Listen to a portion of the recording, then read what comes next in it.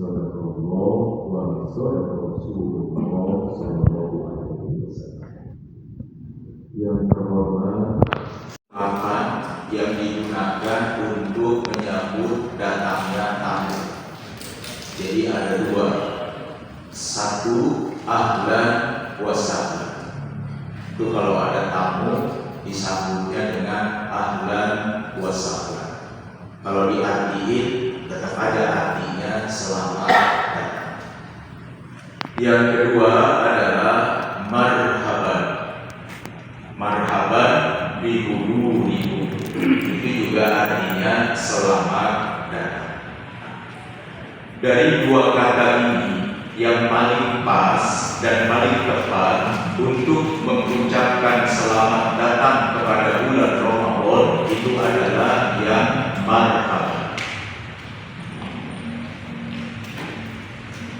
Kalau ahlan wa sahlan itu dia berasal dari akar kata ahlun keluarga, sahlun gampang. Itu makanya kalau ada tamu ahlan wa sahlan, selamat datang wahai keluargaku, engkau aku sambut dengan mendapatkan kemudahan, kegampangan di rumahku. Itu makanya kalau ada tamu ahlan wa sahlan, dia dikasih air, ya, kasih kue. Ini namanya ahlan wa sahlan. Artinya saya keluarga di sini dapat air dan dapat makan. Pas namanya ahlan wa sahlan. Yang kedua itu adalah marhaban. Marhaban itu berasal dari akar kata rohun yang kemudian menjadi tarhib. Dari kata marhaban, rohun tarhib ini itu artinya girang, artinya bahagia, artinya bersukacita. Kalau di sini penuh dengan cinta, itu namanya adalah marhaban. Itu makanya kalau di kampung-kampung nih, di Jati Padang sini, ibu-ibu itu kalau untuk pengajian tuh lagunya pakai marhaban. Coba dengar kan tuh di speaker tuh lagunya begini. Marhaban ya sahrul Ramadan, marhaban syahrul siyami. Ibu pada nangis biasanya lagi mikirin utang belum lunas, udah mau Ramadan lagi utang belum lunas, pokoknya baru nangis di pengajian, ya. Kenapa? Karena kita mau menyambut datangnya bulan suci Ramadan. Mudah-mudahan kita termasuk yang marhaban, termasuk yang girang, termasuk yang bahagia dengan datangnya bulan suci Ramadan. Bagaimana agar girang? Karena nanti ar-Ramadan ila Ramadan mukaffiratun lima bainahum. Ramadan yang kemarin dengan Ramadan yang besok itu adalah penghapus, pelebur daripada segala dosa. Bagaimana kagak kira man shoma Ramadhana imanan wa ihtisaban ghufira lahu ma taqaddama min dzambi. Bagaimana kagak kira kalau kita puasa di bulan suci Ramadan semata-mata mencari ridhonya Allah, 1 tahun dosa kita ke belakang diampuni oleh Allah Subhanahu wa ta'ala. Ibu girang gak bu ada Ramadan? Oh girang, itu termasuk yang marhaban. Bapak dan Ibu, pertanyaannya, mengapa kita manusia ini butuh, kangen dan rindu dengan bulan suci Ramadan? Pertama, sebagai manusia kita ini punya 3 dimensi hidup sebagai manusia. Pertama, kita punya namanya dimensi biologis, dimensi tubuh, dimensi jasmani. Yang kedua, kita punya dimensi spiritual, dimensi psikologis yang disebut dengan ruh. Yang ketiga, ketika dimensi jasmani dan dimensi ruh bertemu, maka kita punya namanya dimensi sosial. Kita butuh orang lain. Yang pertama, sebagai manusia, kita ini punya dimensi badan. Surah Al-Kahfi ayat yang ke-110. Qul innama ana basyarun mislukum yuha ilayya annama ilahukum ilahun wahid. Katakan oleh Muhammad, sesungguhnya diriku adalah basyar. Basyar itu adalah makhluk secara biologis. Kenapa secara biologis kita butuh Ramadan? Sebagai makhluk biologis, kebutuhannya adalah biologis. Minum, makan, tidur, menikah. Nah, itu adalah biologis. Kenapa butuh Ramadan yang biologis ini? Jika tidak ada Ramadan, maka 1 tahun penuh lambung kita nggak ada istirahatnya. Nih, kalau nggak ada Ramadan, nih lambung 1 tahun penuh nggak ada istirahatnya. Kenapa? Karena tradisi kita adalah tradisi makan. Ya, tradisi kita ini tradisi makan. Tradisi kita adalah tradisi kuliner. Ya, dikit-dikit kuliner, dikit-dikit makan. Kalau ada istirahatnya. Coba pagi-pagi ada namanya makan pagi, siang-siang ada makan siang, sore-sore makan sore, malam makan malam. Entah dari yang pagi ke siang ada jajanan, ada, kalau di Betawi itu ada istilah mindo lain, nyantong lain, luar biasa, nggak ada berhentinya. Maka secara biologis kita memang butuh Ramadan agar tubuh kita ini ada istirahatnya. Makanya kata Nabi, sumu tasiku, puasalah kalian, maka kalian nanti akan sehat. Secara jasmani emang tubuh kita butuh yang namanya puasa. Ibu-ibu aja kalau mau operasi suruh puasa, mau tes gula darah puasa. Itu kenapa? Karena memang secara biologis kita ini membutuhkan yang namanya puasa. Itu makanya ada yang bilang tuh kalau mau datang bulan Ramadan ini ada yang bilang. Kenapa? Karena mau puasa. Tapi ada juga kalau Ramadan begini dia biasa aja. Begitu kan pada ada sampai gini nih ngadain acara target Ramadan. Ada orang-orang yang mau Ramadan biasa aja. Karena tahun kemarin juga dia biasa nggak puasa. Dia biasa, gue biasa ya. Kemarin gue kalau puasa, jadi dia biasa saja. Nah, kita ini termasuk yang girang sampai mengadakan acara namanya target Ramadan. Yang kedua, tubuh kita ini bukan badan doang, tapi ada ruh. Nah, yang ruh ini dia butuh ruh. Yang rohani ini dia butuh rohani. Apaan itu yang rohani? Rohani itu adalah agama. Apaan itu rohani? Baca Quran, ya zikrullah. Itu adalah kebutuhan rohani kita.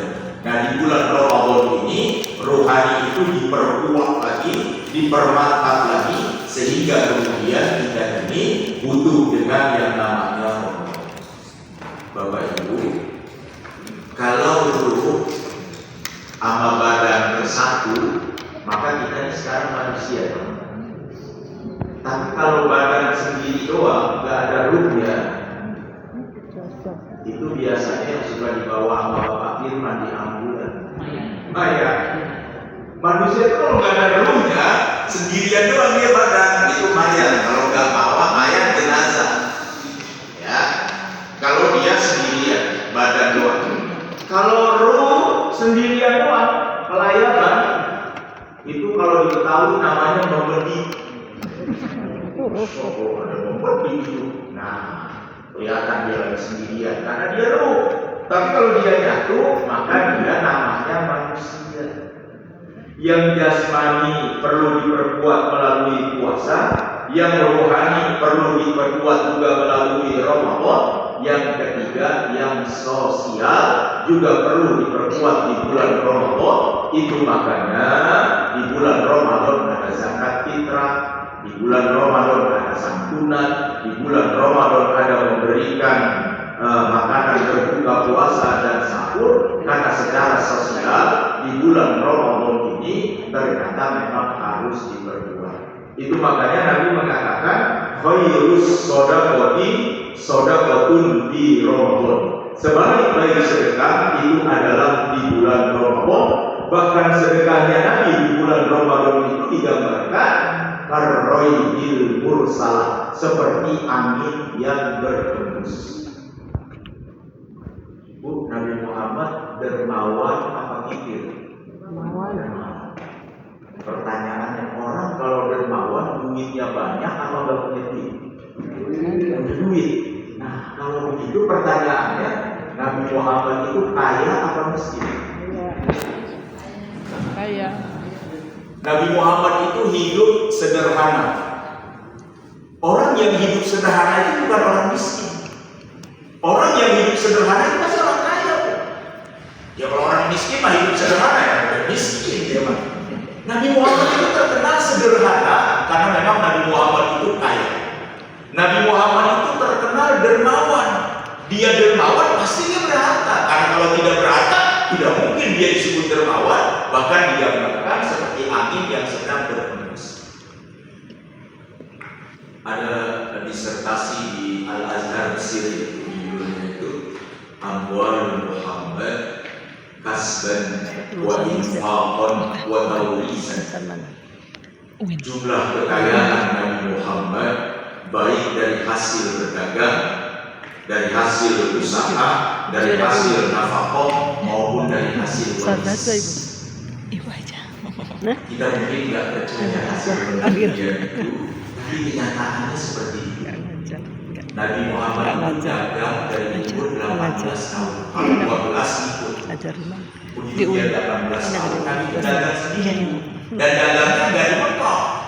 Keluar negeri dagangnya ke negeri Syam, ke arah utara. Dan juga ke arah selatan, ke negeri Yaman. Setahun 2 kali Nabi keluar negeri dari umur 18. Begitu umur 25, Nabi menikah dengan Khadijah. Berapa mas kawinnya? Saya ingin menunjukkan bahwa Nabi Muhammad kaya kita. Umur 18, 25, berarti kan Nabi dagang 7 tahun. Setelah berdagang 7 tahun, Nabi melamar Khadijah, mas kawinnya 20 ekor unta muda. Satu untanya 50 juta. 50 kali 20 berapa?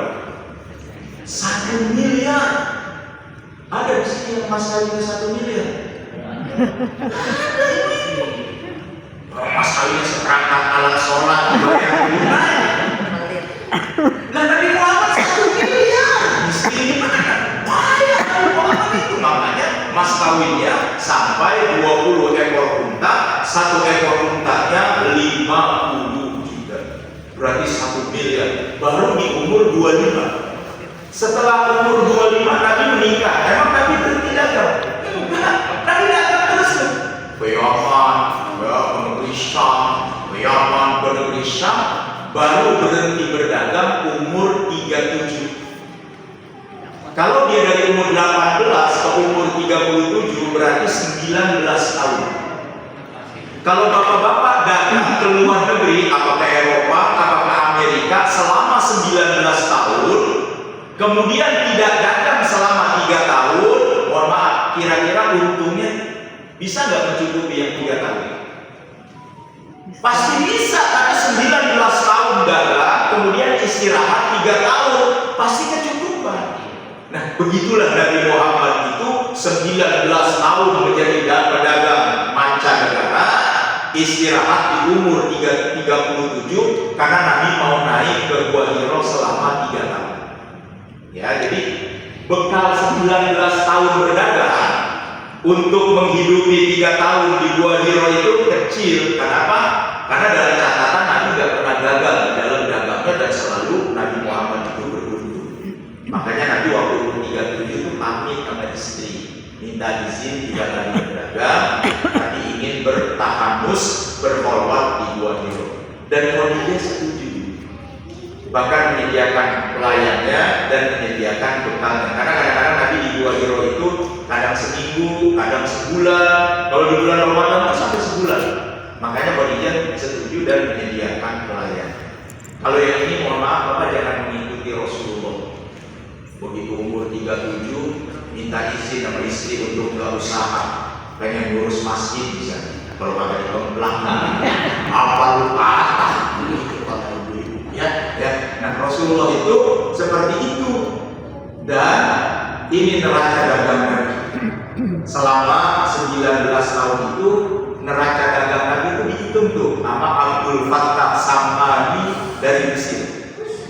Neraca dagang Nabi itu dihitung adalah 1.216.000 gram emas. 1.216.000 gram emas. 1 gram emas sekarang berapa? 1,6 kali itu 1.216.000 kali 1,6. Kita buletin aja yang enak ngomongnya, 1 juta dah. 1 gram 1 juta berarti neraca dagang Nabi itu 1.216 juta. Ya, tapi kita itu. Dan jangan lupa loh, Nabi Muhammad itu kepala negara di Madinah, Raja Arab di Madinah. Masa Raja Arab miskin? Nggak mungkin. Cuma Nabi kita hidupnya sederhana. Dan Nabi Muhammad itu nggak ada yang nginep di rumahnya, karena langsung dibagikan. Itu yang menyebabkan sehingga digambarkan Nabi Muhammad itu tidak punya apa-apa karena memang Nabi sangat dermawan dan kemudian hidupnya sederhana. Selama 10 tahun di Madinah, Nabi wakaf 15 bidang tanah. Selama di Madinah, wakafnya itu 15 bidang tanah dan 1 bidang tanahnya itu dihargakan 25,5 kg. Azali, alam rahim, alam dunia, alam kubur, dan alam akhirat. 5 tuh. Dulu nih Bapak dan Ibu, ruh kita pernah berada di alam azali. Di alam azali, ruh kita dekat dengan Allah. Makanya Allah nanya yang semua ruh termasuk ruh kita, cuma gak ada yang ingat. Alastu bi rabbikum qalu bala syahidna. Allah pernah nanya tuh sama ruh kita, "Hei ruh, benar gak saya ini Tuhan?" Semua ruh menjawab, "Iya benar. Kami bersaksi tidak ada Tuhan kecuali Engkau." Itu kita ada di alam azali dekat dengan Allah. Dari alam azali Allah tiup kita disemayamkan di rahim ibu kita. Pada saat kita berumur 120 hari. Begitu kita di rahim ibu kita juga dekat dengan Allah. Makanya orang kalau di dalam rahim itu anteng dia, karena dia dekat dengan Allah. Nah, begitu dia keluar dari rahim ke alam dunia, bayi, makanya bayi bersih karena azalinya bersih, di alam rahimnya juga bersih. Maka begitu dia keluar, bayi bersih. Coba lihat bayi itu, nangis, cakep bayi menangis, nangis, cakep, ketawa, cakep. Guling-guling nih bayi, cakep. Jangan gonggong-gonggongnya dah bayi cakep. Coba lihat gonggong-gonggong, cakep-cakepnya. Itu kenapa? Tadi karena bayi masih bersih dan dia memang masih suci. Nah, begitu kita jadi anak-anak, jadi remaja, jadi dewasa, jadi orang tua, mulai bohong, nipu lagi. Maka kemudian kita jadi kotor. Ya, ketika kita kotor itu kita kangen tuh sebenarnya, kangen seperti di alam rahim, kangen seperti berada di alam azali. Itu makanya Ramadan sebenarnya balikin kita kangen seperti di alam rahim, balikin kita seperti kangen waktu kita di alam azali dekat dengan Allah melalui ibadah yang namanya puasa, baca Quran, qiyamul lail. Diharapkan kita balik lagi seperti di alam rahim. Itu makanya nih ya, kalau mau Ramadan begini, mohon maaf nih, kan kita punya saudara kandung tuh. Kita punya saudara kandung, mau laki mau perempuan. Semua saudara kandung kita itu tinggalnya di rahim yang sama. Kita nih Bapak Ibu punya saudara, punya abang. tinggalnya di perut yang sama, darahnya sama, airnya sama, keringatnya sama, susunya sama. Nah, menjelang datangnya bulan Ramadan, itu tuh saudara kandung. Ya, kita minta maaf karena kadang-kadang mohon maaf ya, sama orang lain mah kita bestie, sama orang lain mah bestie, sama saudara kandung. Masya Allah, panas. Sampai bilang begini nih abang, gua mah abang, gua mah tuaan, lu mah pada mudaan. Kalau lu gak datang ke rumah gua minta maaf nih ngomong-ngomong, sampai ular beketek, gua kalau maafin. Emang ada ular keteknya? Itu berarti dia gak mau maafin. Nih ngomong-ngomong.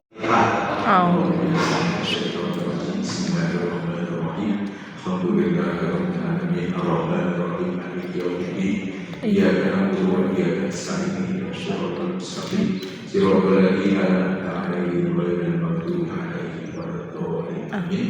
السلام عليكم ورحمة الله وبركاته. الحمد لله رب العالمين الرحمن الرحيم مالك يوم الدين إياك نعبد وإياك نستعين اهدنا الصراط المستقيم صراط الذين أنعمت عليهم غير المغضوب عليهم ولا الضالين آمين. نستغفر الله العظيم فلتقبل يا الله يا مولانا يا معبود. اللهم صل وسلم على سيدنا محمد في الاولين والاخرين وسلم رضي الله تبارك وتعالى عن كل صحابه رسول الله اجمعين. اللهم اعنا على ذكرك وشكرك وحسن عبادتك.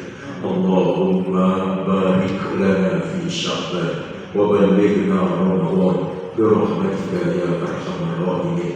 اللهم اقضي حوائجنا واشف مرضانا واقض ديوننا وحسن مقاصدنا ويسر اعمالنا بحق القران العظيم ورسولك الكريم برحمتك يا ارحم الراحمين.